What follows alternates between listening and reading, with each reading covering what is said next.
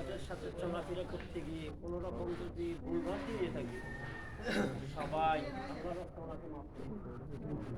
কারণ মামা ভাগিনা যেখানে এই হিসাবে, কারণ আমরা সবাই মৃত্যুর যাত্রী, যাইতে হবে। তো আমরা নেক বেশি করে নিতে পারি, ধনী হতে পারবো। আল্লাহ আমাদেরকে সঞ্চয় করে দেওয়া নামাজের সময় কত কাজে যাবি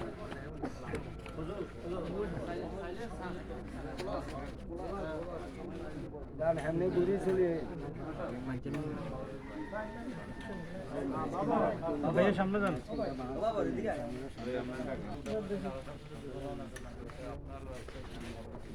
আল্লাহ মাফ করে, আমরা মাফ করি।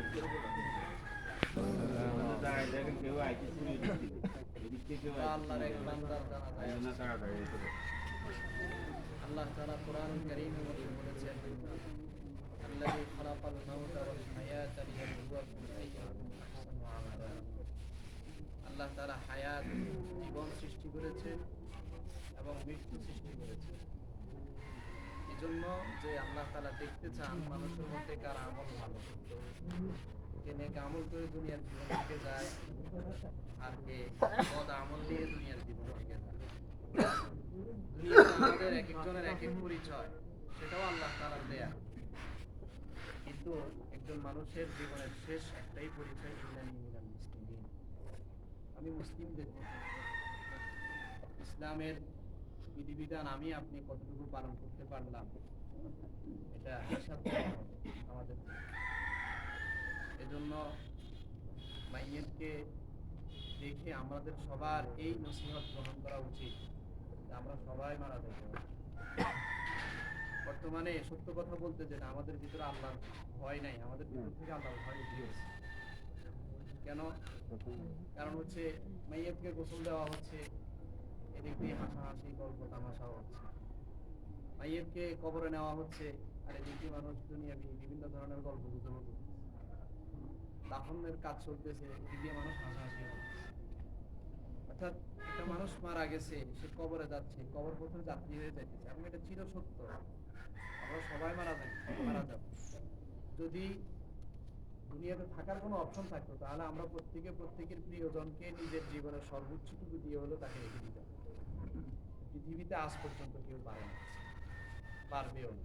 পৃথিবীর সর্বশ্রেষ্ঠ মানুষ মুহাম্মদ রাসূলুল্লাহ চলে যাওয়া লাগে, সবচেয়ে ক্ষমতাধর দাপট ফেরাউনও চলে যাওয়া লাগে, সুতরাং পৃথিবীতে কেউ থাকে না। এজন্য মাইয়েতকে দেখে আমাদের এই ভয়টা আসা দরকার, যে মারা আমাদের সকলকেই যাইতে হবে। ইদানিং সময়ে চাটখিলে বিভিন্ন ঘটনা দেখছেন যে অল্প বয়সী, যুবক বয়সী হঠাৎ সকালে ভালো ছিল, বিকেলে মারা গেছে, রাতে ভালো ছিল, সকালে মারা গেছে। এভাবে প্রতিনিয়ত আমাদের সামনে মারা যাচ্ছে। যেন জীবনকে আমরা প্রস্তুত করি, তৈরি করি কবরে যাওয়ার জন্য।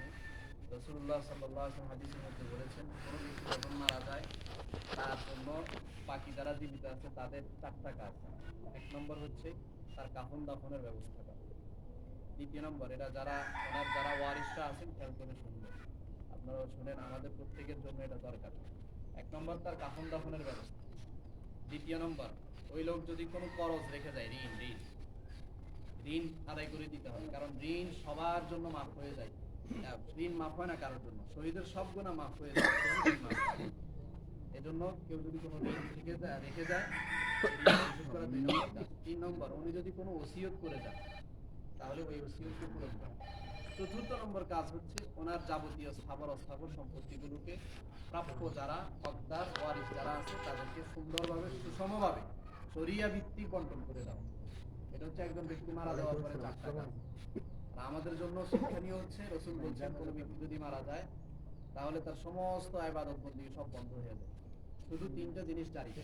1 নম্বর হচ্ছে সদকায়ে জারিয়া, যদি কোনো ভালো কাজ দুনিয়াতে করে যায়, এমন কোনো কাজ যেটা কন্টিনিউয়াসলি চলে, প্রজন্ম চলে, জেনারেশন পর জেনারেশন, এক যুগের পর আরেক যুগ চলতে থাকে, চেইন থাকে, যেটার একটা এক চেনের পর আরেক চেন, এক চেনের পর আরেক চেন, এরকম কোনো ভালো কাজ যদি কেউ করে যায় তাহলে সে কবরে শুয়েও সওয়াব পাবে।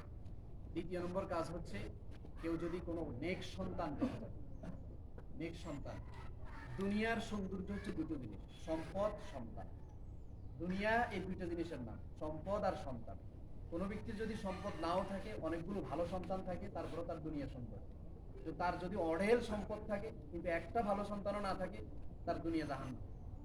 এজন্য দুনিয়ার সামারি এটা বাইর করা যায়, দুনিয়া মানে হচ্ছে নেক সন্তান।